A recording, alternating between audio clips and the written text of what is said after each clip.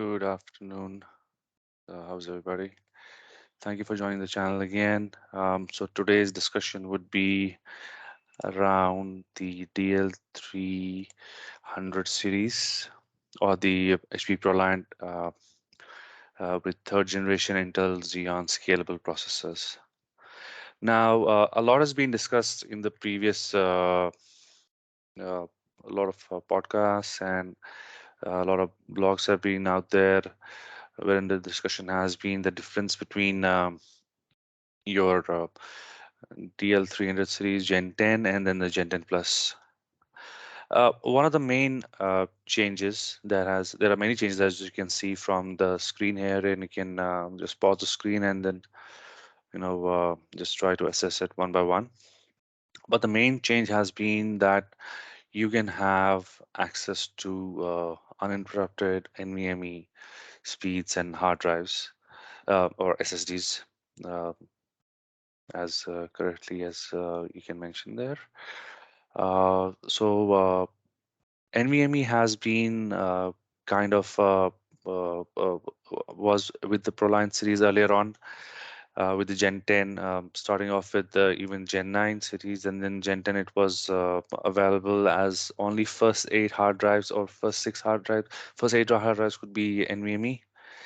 Uh, that has been changed, and now you can have your full server as an NVMe SSDs could be inside them. And what has also changed is that the RAID cards have been added. Now you will see the older Smart Array 208, 408, INE performance and advanced RAID cards are not available or are not supported in the DL380 Gen 10 Plus series. They only support the Mega RAID cards now. The Mega RAID are tri-mode cards. Tri-mode are cards which support the three main protocols, which is SATA, SAS, and now NVMe.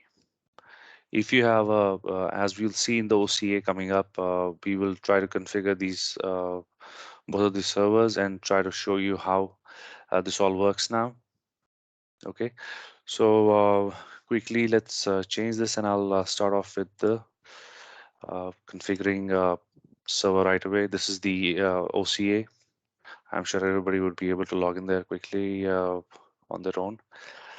So once you are added, you can then open up a new configuration, go down, select the Proliant TL servers here,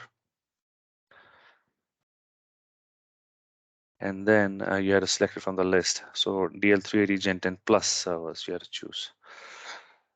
Or all the Plus servers have the newer rate cards basically in there, and they support NVMe across the server stack. So if you had eight hard drives that were supported in Gen 10 Proliant servers earlier on, and in the Gen 10 Plus series, you can have 8, 16, 24, or populate all the 24 hard drives across the server.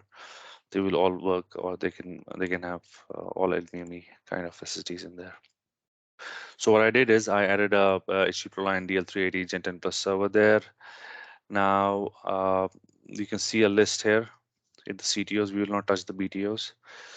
Um, so what I will do is, if you will choose this 8 SFF server, now this is the only server where you can, if you have, if you want to have, uh, if you need to have 24 SFF, 24 NVMe drives, you can build it up from this, or you can choose your direct 24 SFF server also.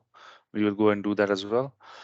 But you can build it up having one drive cage and then the second drive cage and then add a third drive cage, and then you can have up to 24 NVMEs in this. So let's go ahead and select this.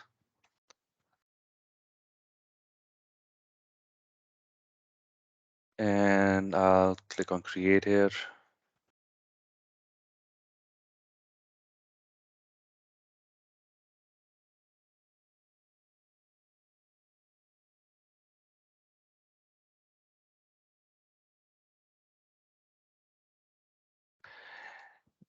And one important thing is that the newer Ice Lake processors are available in the Gen 10 Plus servers. Okay, that's one of the main changes. The third generation Intel Xeon processor, which are called the Ice Lake processors now. It starts with this 4.3, uh, and then you'll say 5.3, and then 6.3. This is the model number. In the Cascade Lake, it was 4.2, 5.2, 6.2, 8.2, and so on and so forth. And in the Skylake, the first generation of the scalable processors, it was 4.1, 5.1, 6.1. Okay, so the numbering has changed, and the numbering has progressed so that you can differentiate between which is what is what. Okay, so these are Ice Lake processors, and you can go ahead and choose any one of them. Make sure this only mainstream option is switched on. This enables you to get the products as fast as possible. If you choose anything which is not a mainstream product, there might be delays in the shipment. Okay, so let's go ahead and choose this, for example. Okay, 16 core processors. I'll choose this, and then the sinks have to be chosen also. Earlier on in the Gen 10 servers, in the Cascade Lake series, if you may, the heat sinks were added automatically. But here, you had to specify it now. Okay. Memory also has been changed. Uh, in this, you cannot have odd number of memory on each or on either of the section of the motherboard. So if your processor, so by the way, processor uh, which is installed on top of a motherboard, that's having many sections, but it is generally divided into two sections, which is your left and a right. Wherein a left processor sits in, it has its own set of memory modules, which is connected to the processor. And similarly, on the left-hand side, it has its own set of processor, which has its own set of memory modules that are connected. And you cannot have an odd number of memory on any of those. So you need to select, if I select here, let's say I have selected two processors in the previous option. If I select six here, which means three on each side, uh, tells me it's an error. Okay, below config not allowed for one. Below config not allowed for one processor. 3 DIMMs, 5 DIMMs, 7 DIMMs. Below config not allowed for two processor. Odd number DIMMs, 6 DIMMs, 10 DIMMs, 14 DIMMs, 18 DIMMs, 20. Not allowed anymore. It has to be an even DIMM. It should be either 4 or 2, 4, uh, or you need to have 8 here. Okay, so even number distribution is supported now. So we will choose this, put it on 8 here. Now it's still erroring out. It's most probably because of the power supply. And what we'll do is in the DL380 Gen 10 Plus server, the 500-watt power supplies are not there anymore. So you had to select as starting from 800 watts onwards. Okay. So 800 watts we'll select here. Then also very important is depending on the kind of the processor you choose, you have to select either standard fan kit or maximum performance fan kit. If you have a processor with a bigger clock speed or a higher model in gold or platinum, you'll automatically be asked to choose the maximum performance. But I think we should be good with the standard kit here because it's a silver processor, and the error is gone. Now, once you do these basic things so that the error goes out, I mean, you don't see any errors, then comes we need to add the hard drives. Now, this is where things get a little tricky.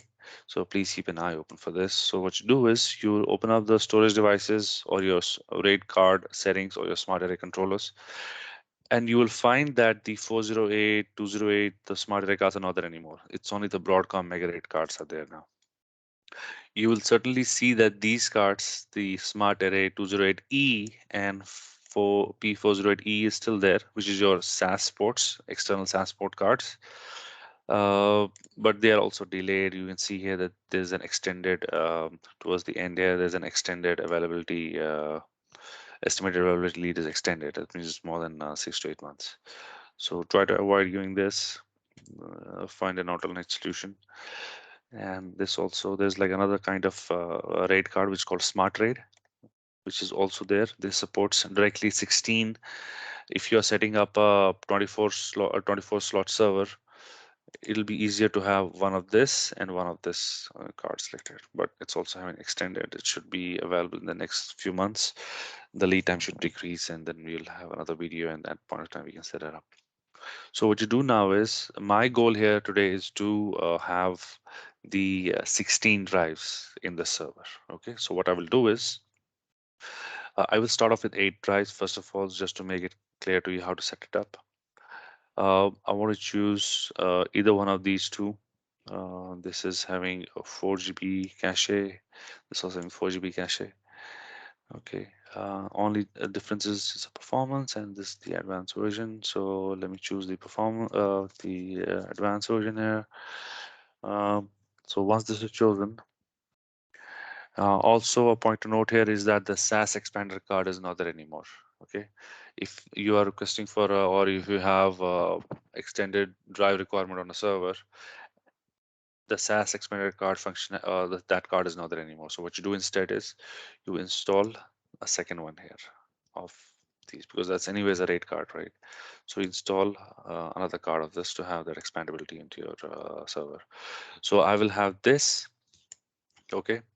Now in a server, in a DL380 Gen 10 Plus, the server comes by default with a drive cage. Okay.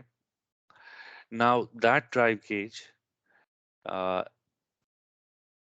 is not a tri-mode drive gauge. That's an older Gen 10 drive gauge still with this. So what you can do is you can either remove it. How we do it is, once you selected this rate card, you will come back here. You will say removal. Just search for it. It'll take you to the factory configuration setting, and it should be this option here. You'll see this HPE DL3DX Gen 10 8 SFF front cage removal option. So once you set this up, which means in the factory they will come to know that, hey, you want this to be removed from the server. So they will remove the drive cage. And now that you have removed the drive cage, what you have to do is you have to select a drive cage from here. So this is the all these drive cages that are available now. So what you will do is you will select the uh, front drive cage kit here, and it should be 1x tri mode gauge here. So it's supposed a 8SFF. So I will choose one of this.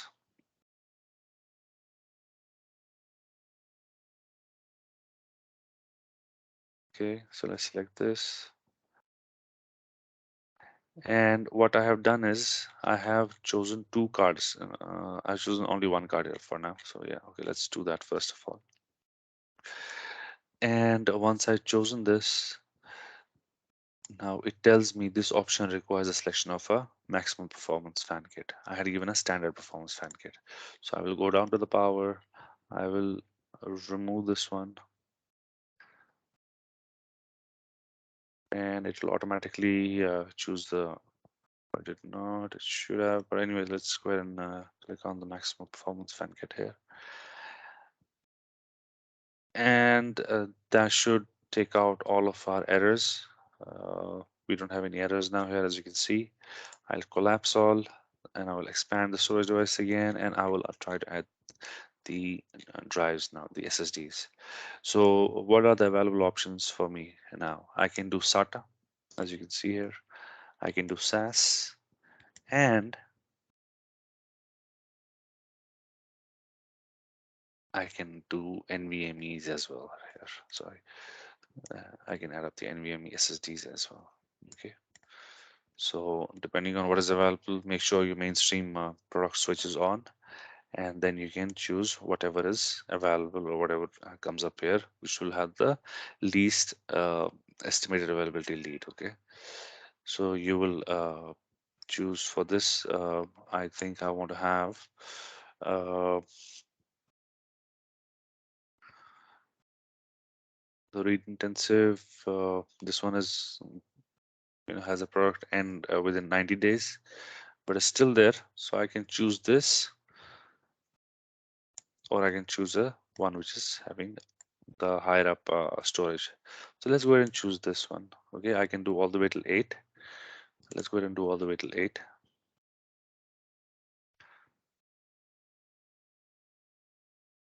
Okay, so once this is selected, so what I do is now the requirement has been dealt with. Okay, this is a full NVMe server. Now I want to upgrade or uplift the server with one more drive gauge and 8 more SSDs. So what will I do? I will come back to the storage devices. I see here only one smart array card is the mega rate card is there. I will go ahead. I cannot unselect. Just a second. It should come back up here. So once this is chosen, I can go ahead and choose another one here. The another mega rate card, or you can choose something without a cache if you need to do so. Okay. Let's go down here. We had to choose one more drive cage, or you can choose populate all the 3 drive cages. Let's go ahead and do that. I will do a 24 on this. 24 SSDs, NVMe SSDs. Okay, so I've done that. I will go down and I'll see my 8 hard drives, my 8 SSDs are still there. I want to have now 16 of 3.84 terabyte NVMe. I want to add on this server. Okay, and that should be it. That should take care of a server. I can now go ahead and select on networking, whichever one I choose. In the Gen10 Plus server, the Flex LOM is not there anymore. It has been replaced by the OCP cards. So, okay, don't worry about that. It's just the name changes happened here. The Flex LOM is now referred as an OCP. Uh, so this will be because these are NC servers, the network choice servers. So you will have something which could be editable. Earlier on in the earlier Skylake and some of the previous version of Cascade Lake based Proliant servers, which are not NC. You cannot change this. There was like FlexLOM was, came with the factory, was already pre-built into the motherboard. With this, you have a choice of telling them, "Hey, I don't want this. I don't want this 1 gig card. I would want to start off with a 10/25 SFP28 card on this." So you can choose either one, whichever one is available. Let's choose this one here, Marvel card. Okay. And yeah, so this will be your OCP card. You can still add your PCIe cards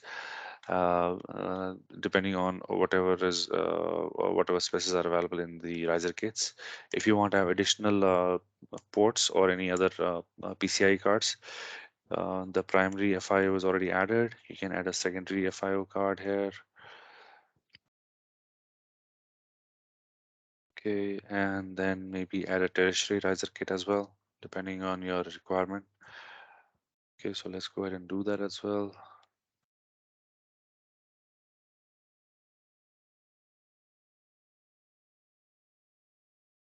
So some of these, so this product is a lot different from your Gen 10 servers. The Gen 10 Plus servers have certain inhibitions when you are trying to add riser kits now. Because of the size of the card. If, for example, you're trying to add a GPU card, now the GPUs are usually double size or double. They take full height, and they occupy 2 slots. So if a riser card has 3 slots, for example, so let's say this riser card has 3 slots, two 8x and one 16x. If you add any GPU card, the bigger 80 GB GPU cards, they will occupy two slots. So you cannot add it in the tertiary. You need to add some sort of a retainer clip over there. Well, that will I will cover in the secondary riser kit video, which is following this one. So in this, I've added a primary card, a secondary riser kit, and a tertiary riser kit. So I will go down and I'll try and add as many network cards as possible.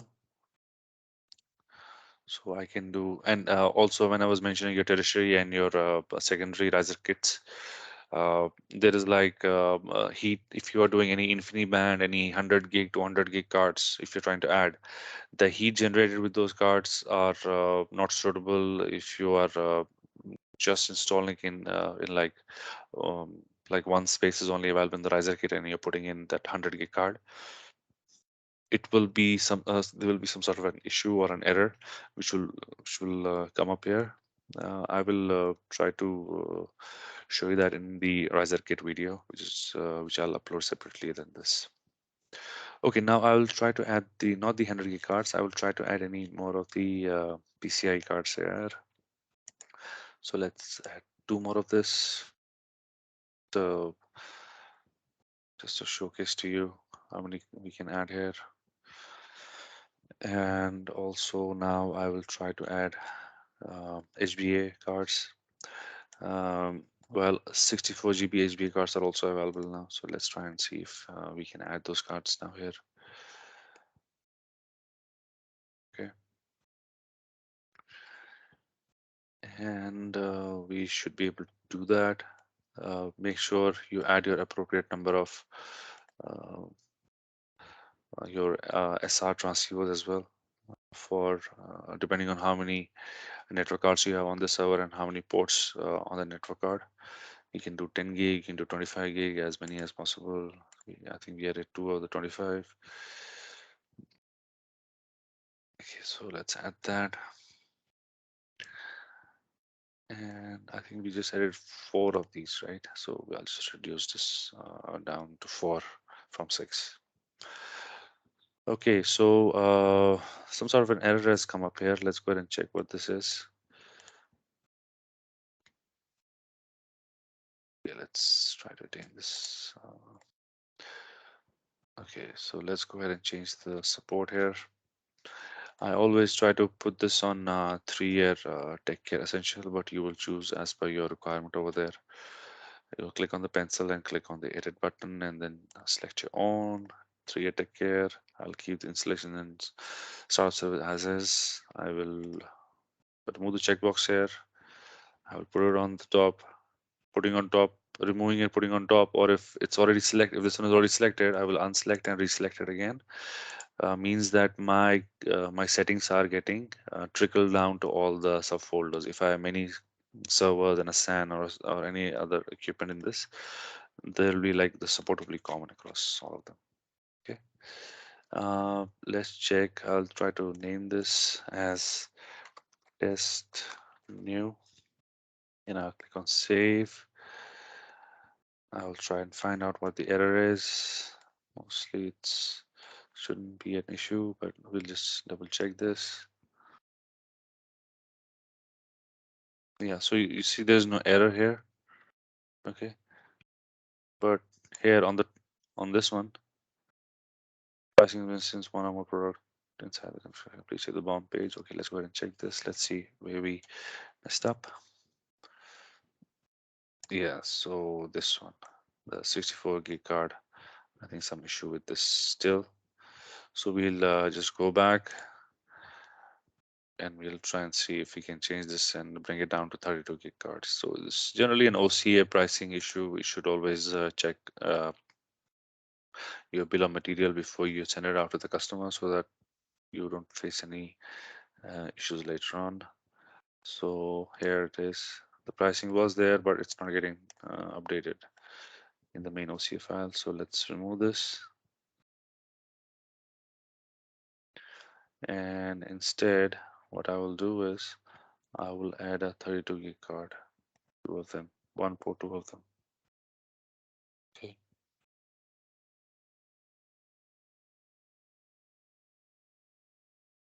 Okay. And Yeah, I think that should take care of the issue. What I'll do is I'll go back to the root and I'll click on save, and that should be able to manage our issue.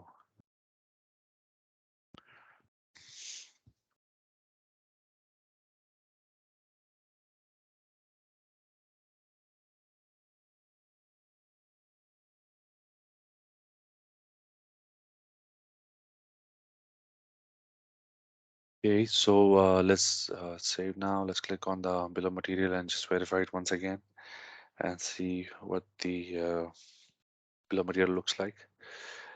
And looks all fine to me.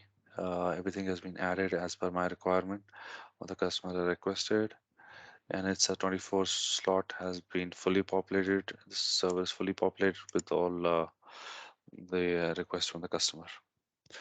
And I will go ahead and export this and upload it to the IQ and get the pricing from and submit it to the end user. This was it. Thank you again, and join us back for the upcoming next video on the riser kits for the Gen 10 Plus server series. Thank you so much. Have a nice day ahead.